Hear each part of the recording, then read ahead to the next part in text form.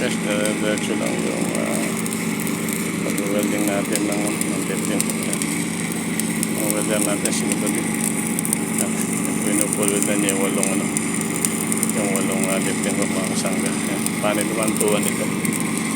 Itong pinagagayakan natin ito mga kasangga. Lagyan na rin ng plastic support.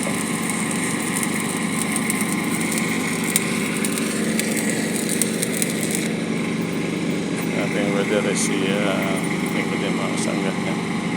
Magaling na welder yan.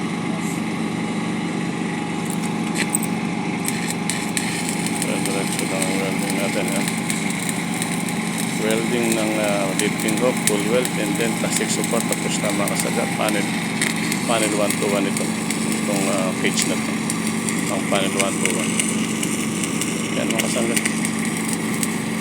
Kaya diretso lang ito welding ni Nicodem dito sa panel 1-2-1. Tapos mamaya namang panel 1-3-9 yung